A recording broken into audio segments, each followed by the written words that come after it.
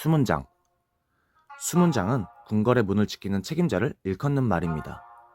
하지만 오늘 소개해드릴 수문장은 우리나라 궁궐을 지키던 군사가 아닌 일본 예리지미에 자주 사용되곤 하는 소재를 주제로 한 수문장인데요. 수문장이란 단어를 보면 아마 많은 분들이 불교와 관련된 것이 아닐까 하는 생각도 하시리라 생각이 드는데, 일본의 예리지미 문신이지만 아이러니하게도 이 수문장은 중국의 인물을 바탕으로 창조된 예리지미 타투입니다.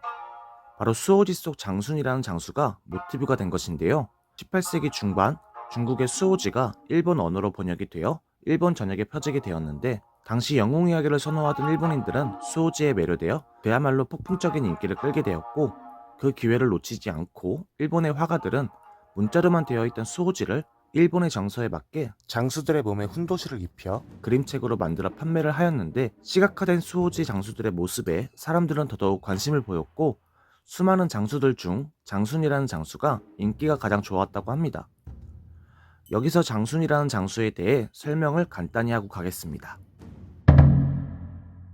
장순. 장수는 생선 도매를 하던 상인이었는데 힘이 굉장히 셌다고 합니다. 그리고 그는 물속에서 7일 동안이나 숨을 참을 수 있었다고 하는데요. 하루는 그가 살고 있는 지역을 한 장군이 거쳐가게 되었고, 지역 유지가 그 장군에게 음식을 대접하기 위해 어부들을 찾아가 가장 좋은 고기를 내놓으라며 기껏 잡아놓은 고기들을 뒤집다가 결국 다 놓쳐버리게 되었는데, 어부들이 피해를 당한 것을 알고 분노한 장수는 이교와 한판승을 하게 되었고, 물에 강한 모습을 보이던 장수는 이교를 물속으로 끌어들여 실신시키며 어부들의 복수를 해주었다는데요. 이 모습을 보고 총강은 장순을 장수로 등용하게 됩니다. 랑리덱도라는 별호를 얻게 된 장수는 그때부터 청강성을 수호하며 수군을 지휘하는 장수가 되었다고 합니다.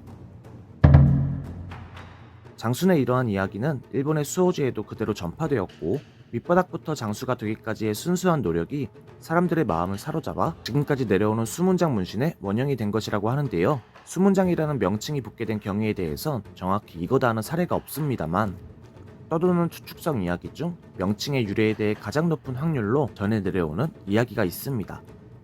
장순이 수군을 지휘하게 되었을 때 잠수를 해서 침투해오는 적군을 물속에서 오랜 시간 숨을 참을 수 있었던 장순이 격퇴했다 하여 수문을 지키는 장수라는 뜻을 가진 수문장이로 불리게 되었다는 이야기입니다. 이 이야기가 가장 유력하다고들 하는데요. 어느 정도 신빙성이 있는 추측이라고 생각이 드는 것 같습니다. 중국의 장수를 일본 전통 옷을 입히고 마치 원래 일본의 것이었던 것 마냥 감쪽같이 사람들 앞에 내비춘 것이 눈살 찌푸려지는 행동이긴 하지만, 어찌 보면 그러한 행위로 인해서 많은 사람들에게 알려질 수 있었던 게 아닌가 하는 생각이 드는 시간인 것 같습니다. 우리나라의 수문장이 알려지게 된 시점은 역시나 이레지미가 우리나라에 알려지게 된 시점과 겹쳐지게 되는데요.